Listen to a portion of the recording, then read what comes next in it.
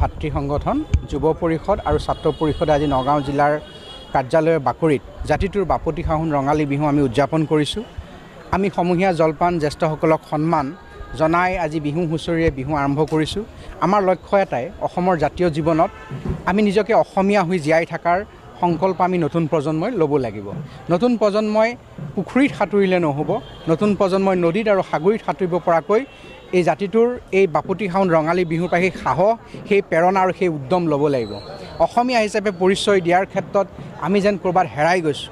ৰাজনৈতিক ধামখুমীয়াৰ মাজত সেই চিনাকি যেন আমি ক'ৰবাত নাইকিয়া কৰিছোঁ। এই চিনাকিক আমি অনাগত দিনত লৈ ফুৰিব লাগিব, যিটো জাতিক স্বৰ্গদেউ চাওলুং চুকাফাই গঠন কৰিছিল, যিটো জাতিক সামাজিক সংস্কাৰ মহাপুৰুষ শ্ৰীমন্ত শংকৰদেৱে দিছিল। আৰু সেই জাতিটোৰ ভেটি বহাগৰ লোক সংস্কৃতি, লোক পৰম্পৰা, লোককৃষ্টি, লোকনৃত্য এইবিলাকে আমাক দিছে।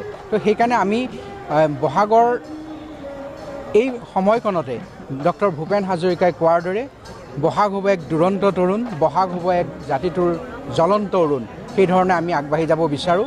আৰু অসমবাসী ৰাইজলৈও আমি অনুৰোধ জনাইছোঁ, আমি প্ৰথমতে নিজক অসমীয়া হিচাপে চিনাকি কৰাৰ প্ৰৱণতাটোত আহি থকা সকলো জাতি জনগোষ্ঠীৰ অসমত বসবাস কৰা সকলোকে লৈ আমি আগবাঢ়ি যোৱাৰ সময় এইখিনিয়ে।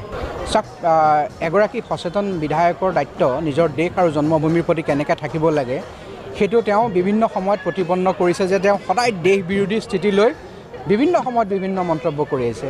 আৰু এতিয়া জাতিটোৰ আৰু দেশখনৰ সংকটৰ সময়ত য'ত সাৰ্বভৌমত্ব অখণ্ডতাৰ লগত জড়িত আছে, য'ত পেহেলগামত আমাৰ ২৬জনকৈ মানুহ আমি হেৰুৱাবলগীয়া হ'ল, সৈন্যবাহিনী হেৰুৱাবলগীয়া হৈছে, তাৰপিছত এগৰাকী বিধায়কে এনেধৰণে কোৱাটো অত্যন্ত গৰ্হিত কাম হৈছে। আমি অসম গণ পৰিষদে গৰিহণা দিছোঁ।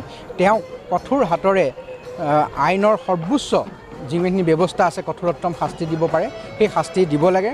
আৰু তেওঁ যে পাকিস্তানৰ সেই কথাত তেওঁৰ সহযোগ আছে, পাকিস্তানৰ এটা চেনেলেও সেই কথা প্ৰতিপন্ন কৰিছে, সহযোগিতা অৰ্থাৎ তেওঁক সমৰ্থন কৰি এই কথাই প্ৰতিপন্ন কৰে যে তেওঁ সঁচা অৰ্থত পাকিস্তানৰ লগত, পাকিস্তানক তেওঁ সেইকাৰণে তেওঁ যি কৰে পাকিস্তানলৈ গৈ কৰক, অসমৰ পৰা নহয়, অসমৰ বদনাম নকৰিব। ভাৰতৰ তেওঁক এই পবিত্ৰ ভূমিত তেওঁক এই কাম কৰিবলৈ দিয়া নহ'ব। তেওঁক অৱশ্যে মই ভাবোঁ চৰকাৰে তেওঁক শাস্তি দিয়াৰ লগতে পাকিস্তানলৈ বিতাড়িত কৰা ভাল,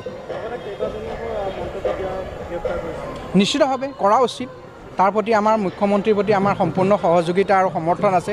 দেশ বিৰোধী কথা যোনেই ক'ব তেওঁলোকক কঠোৰ হাতেৰে দমন কৰা উচিত।